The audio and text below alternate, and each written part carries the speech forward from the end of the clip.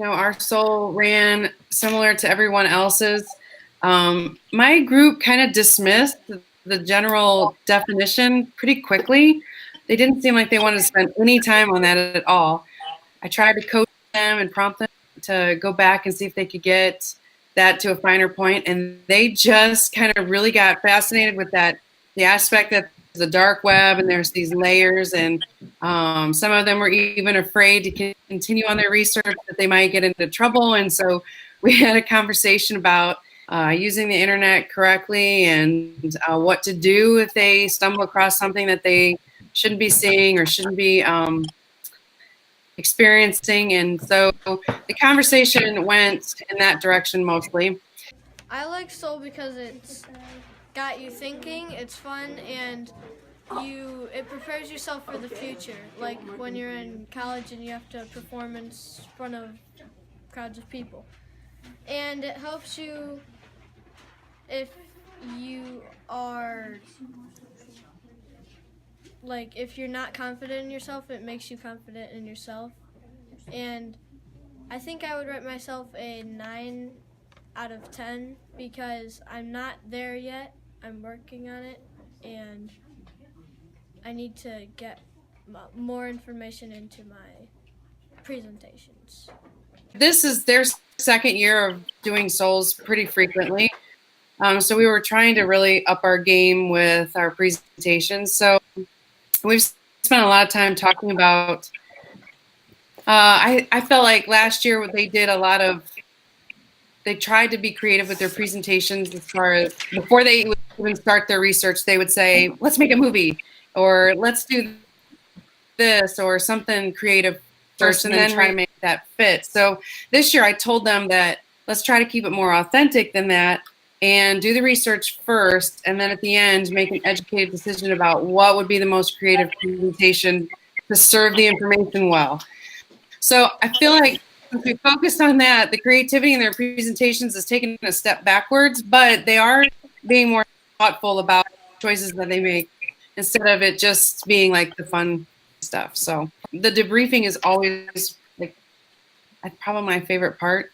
I like hearing them talk about ways that they can improve, and I felt like their statements were really grown up, positive, and had that growth mindset, ways to definitely get better. So it went really well. How do you feel like your presentations went overall that day? I would give it a probably 9.5 out of 10. All of us did very well. The only thing I would improve on my presentation personally is I would slow down a bit. I sped up and wasn't very focused. Well, the pressure's on. You have a limited amount of time, and we put it together pretty quick. We had an audience too. And we had an audience. We had visitors in the room. Probably like a 99.9 out of 100. We all did really well. I think so too. Things that we could improve on would be knowing what we're gonna say. Yeah, our group was not very prepared. Preparation. Yeah, we didn't. We were kept getting more and more information, and then we kept going and going until we had barely any time to get our whole presentation together. Yeah. So in a nutshell, next time you would stop at one point and just gather our thoughts together and start. Okay. So let's just have that hard conversation then. If you're not giving yourselves a 10 out of 10, let's name some very specific things that you would do next time that would improve your presentation, aside from knowing when to stop and switch gears on that presentation piece. Leave some more time to study. Okay, study what? Leave some more time to revise over what you're reading so you can memorize and get to know what you're going to be reading, because we didn't really have a lot of time when we did that. We went to the very last second. So become more of a professional, or professional about an expert about the topic. Yeah. So you can talk clearer, because I didn't think I would have enough time to finish, so I talked really fast and it wasn't very clear for everybody to hear.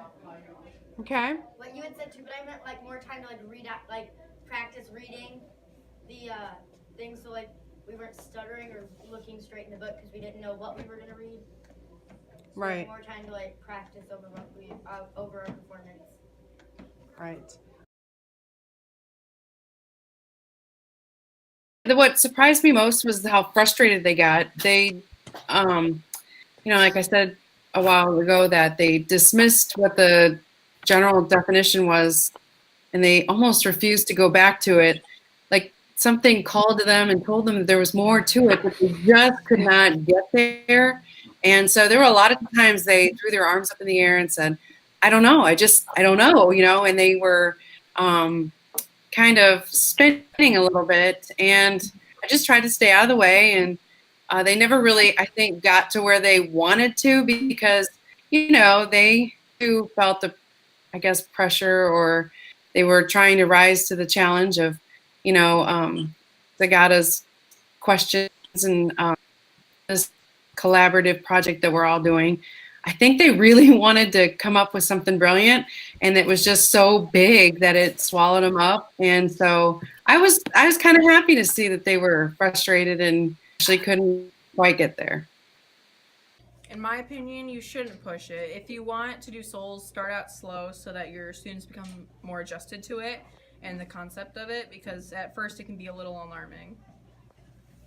It encourages us to be more confident when we're presenting, so you're not shy all the time when you're presenting anymore, because you have to present your souls and not just have somebody else read them.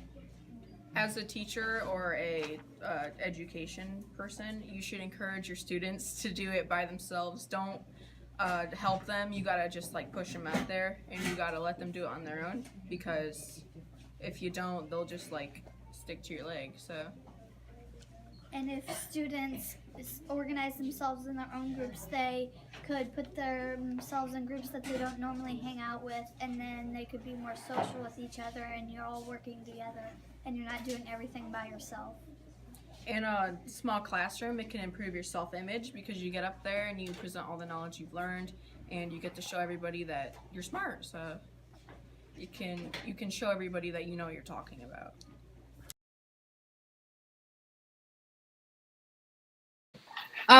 When we talked about it afterwards, I asked the kids if we should look into the question again, or if they would like to do anything different.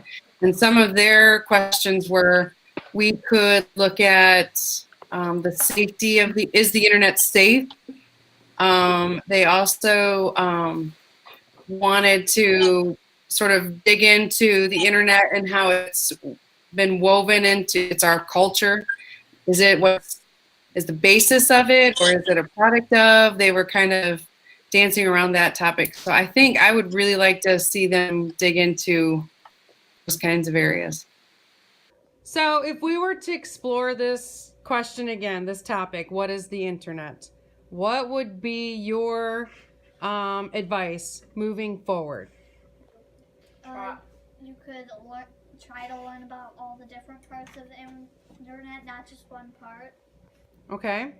Or quite the opposite, you could narrow it down and focus on one subject, so you have a bigger range of information about one thing, rather than like surface level intelligence on many things. A richer experience. Okay. Can anybody think of it? Did any side questions pop up that maybe we could have focused on? Yeah, Maverick. Like the dark web and there's good parts and bad parts of the internet. Right. Looking at the good or bad, like establishing an evaluative opinion. What could have made up the internet and how? Yes. How did they come up with it? We could have focused on who founders were, who created the internet, and what made them think of it. Very good. The World Wide Web is also something on the internet that's probably would be interesting to learn about. Good points. And one other could be internet safety. Yes. Very good. Souls can be a very great learning experience for young kids because, they're not going to be clinging to you all the time, and most kids go up to their teacher and will keep asking and asking and asking what to do, but this lets kids learn, get more advanced at making making projects, like working together, making like points. It's a good break from assessments, and it's also educational. So you get both. You get both education, you have a fun time with your friends, you get to learn new stuff. That's always a great thing. And it has like, lots of new topics too. I really enjoy the Soles, and I feel like we've progressed from when we first started them. And yeah, I really enjoy math class, especially when we do the Soles.